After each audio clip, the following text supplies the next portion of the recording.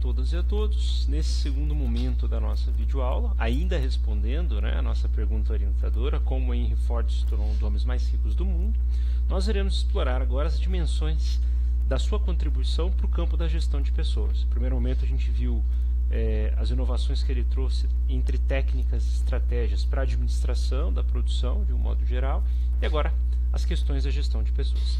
Lembrando que Henry Ford foi um leitor de Taylor, então a visão de mundo que ele tem do trabalhador não diverge substancialmente de Taylor. No entanto, no contexto da época, as mudanças políticas e econômicas irão favorecer algumas técnicas que Ford veio adotar no campo da gestão de pessoas. Tá?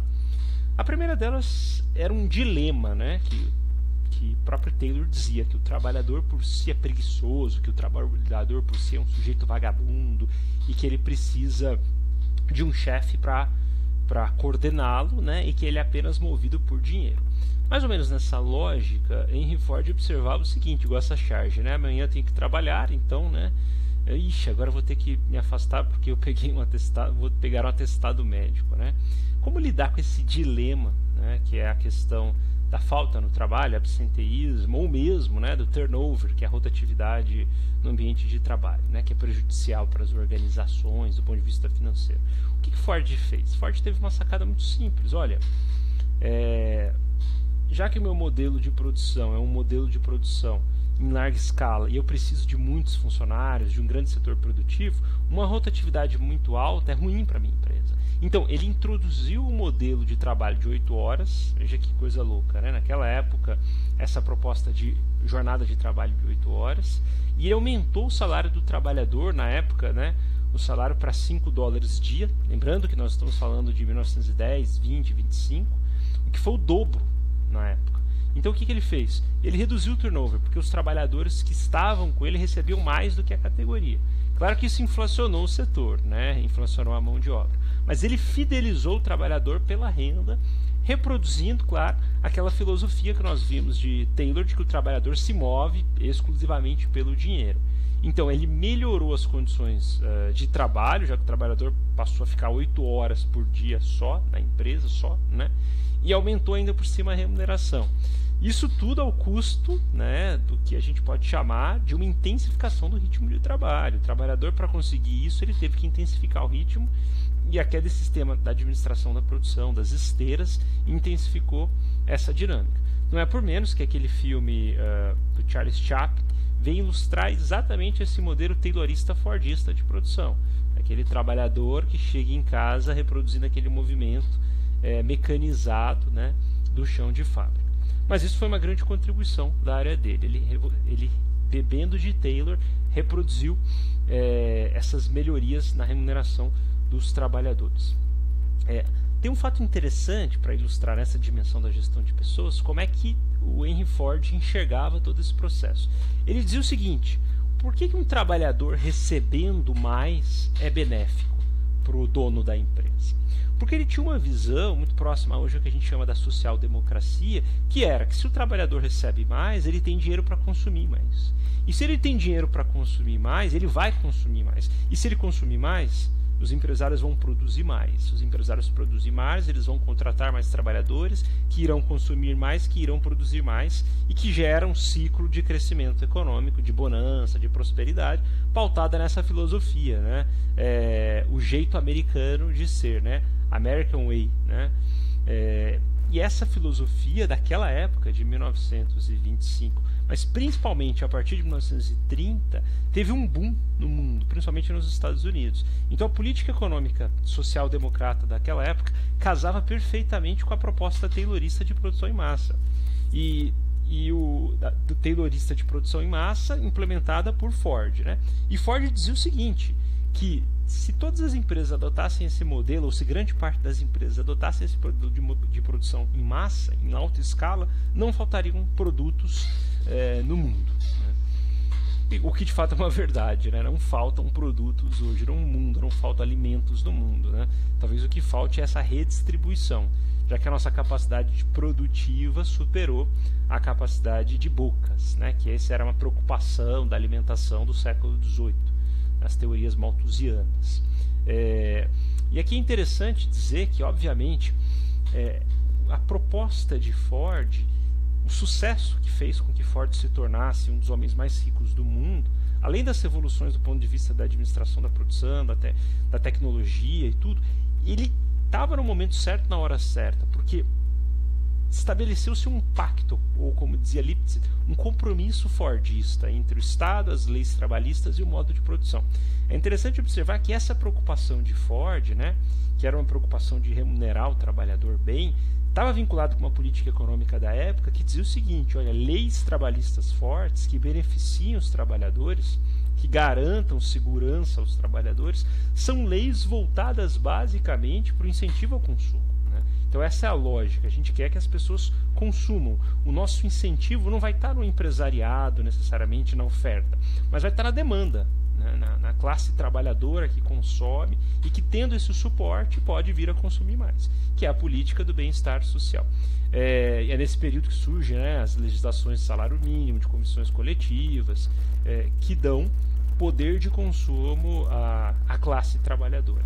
A gente pode até questionar, né, até onde que a preocupação de Ford era uma preocupação altruísta com o bem do trabalhador ou era uma preocupação com o consumo do trabalhador. E ao remunerá-lo bem, ele vai consumir mais, o que vai gerar mais lucro para mim. E essa proposta dele, claro, popularizou o carro e fazendo com que a classe trabalhadora muitas vezes se tornasse o seu cliente, né? Então essa foi uma grande sacada que ele observou. E que merece, obviamente, uma reflexão. Hoje a gente observa que grande parte das propostas de um Estado interventor, de um Estado que quer dar subsídios na economia, que quer aumentar os encargos, os benefícios dos trabalhadores, não é necessariamente uma proposta socialista ou comunista, né? O Estado de bem-estar social, muito longe disso, é um modelo extremamente capitalista que, no entanto, busca pelo consumo, pelo aumento da demanda, o crescimento econômico, mas a lógica é a mesma, economia em crescimento, o que diverge, claro, da política econômica do Estado mínimo, desse Estado neoliberal que a gente observa presente no Brasil dos últimos anos para cá, principalmente, né? Não quer dizer que um é melhor do que o outro, os dois estão jogando a mesma lógica, que é a lógica de consumo e a lógica de crescimento do capital. Quem quiser compreender um pouco mais desse modelo fordista e do contexto que ele estava inserido, eu indico esse artigo bastante relevante, né, do professor Fernando Tenório, da Faculdade Getúlio Vargas do Rio de Janeiro, que ele vai mostrar a revolução que Ford estabeleceu, mas todas as contradições desse modelo fordista, né? Que na verdade esse modelo fordista é um modelo taylorista melhorado, mas a lógica de intensificação do ritmo de trabalho, de competição, é a mesma, né? E quem quiser compreender um pouco mais, vocês podem ver nesse artigo, que há uma crítica, inclusive, à ideia de harmonia das organizações. Na filosofia de Ford, o segundo livro dele, a filosofia das organizações, na filosofia industrial, ele tinha uma crença na harmonia das organizações. Ele não via, ou pelo menos ele silenciava um conflito entre os patrões, as classes trabalhadoras e as classes burguesas, né? Porque ele dizia o seguinte: olha, todo mundo ganha. Ele bebia literalmente da teoria de Taylor. Olha, se o patrão ganha, o trabalhador vai ganhar. Se o trabalhador ganha, o patrão vai ganhar. Naquele sistema de maximização que nós vimos nas aulas de Taylor. Então ele silenciava todos os conflitos, achando que a sociedade caminhava, inclusive, para uma abundância, que o avanço tecnológico geraria o quê? Um progresso na sociedade, ao ponto, né, até peguei do livro dele, um dia chegar em que a produção será tão grande e barata que a superprodução se fará realidade. Nesse dia, todos terão tudo o que precisam. Essa era a filosofia dele, uma filosofia de um consumo, que as coisas ficariam baratas e que todo mundo poderia comer do bom e do melhor. Claro que naquela época não havia nenhuma discussão das questões ambientais, né? O que também parece que hoje, para muitos, também não tem sido ponto de pauta, e que muitas vezes essa visão parece presente, não com a preocupação de que todos consumam, né? E um segundo ponto interessante é que o Henry Ford, ele tinha uma visão bastante generalista. Ele acreditava que esse modelo que ele adotou de produção em massa, né, numa estratégia de liderança por custo, de mecanização, que poderia ser aplicado para qualquer contexto organizacional, inclusive a ideia de criação de hospitais que reproduzissem exatamente esse modelo. Quando ele veio para o Brasil na Fordlândia, a gente viu que isso não se procedeu, né?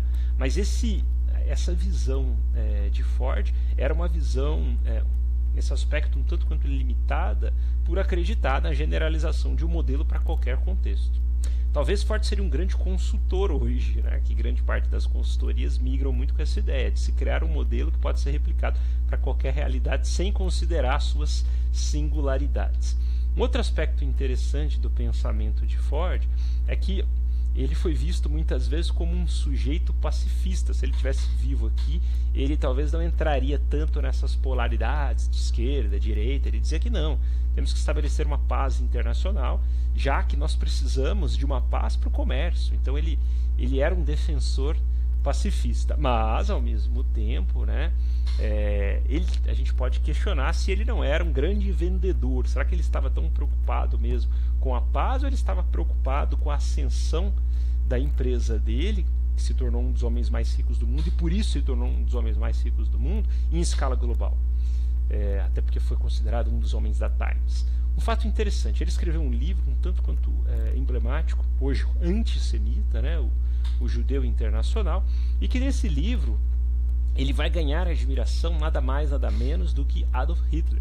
Então, em Mein Kampf, a obra de Hitler, né, que foi proibida em vários países, Hitler diz que o único americano que ele tem admiração foi Henry Ford.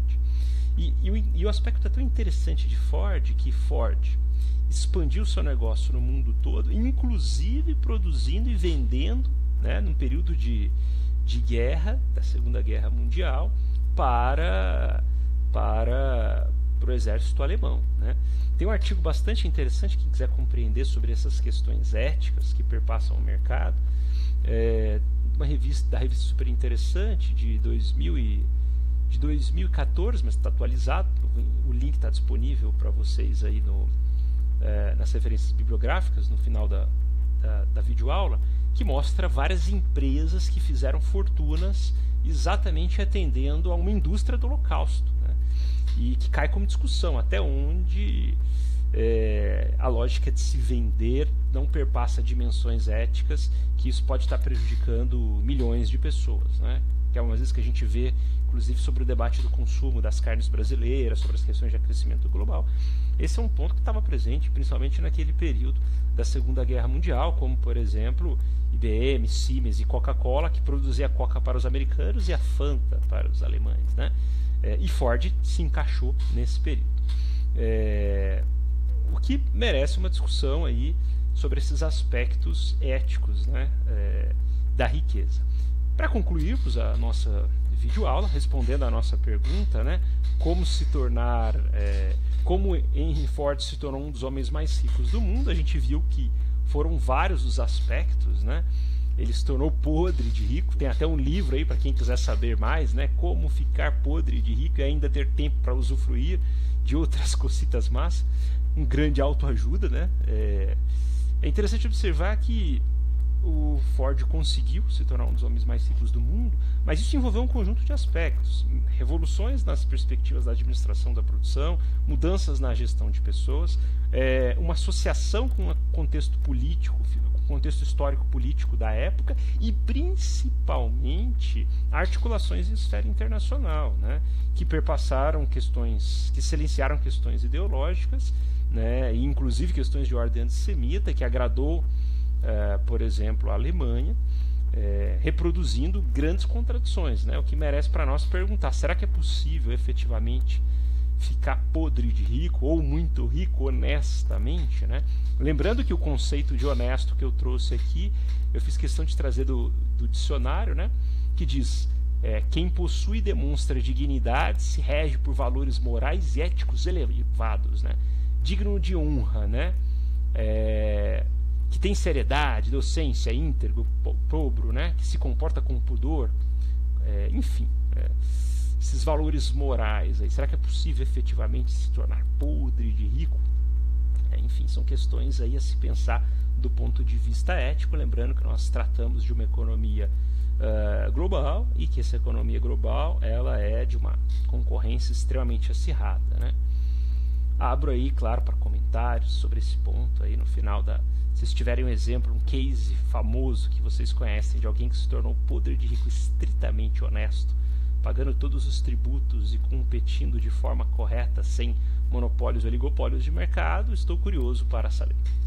Abraços.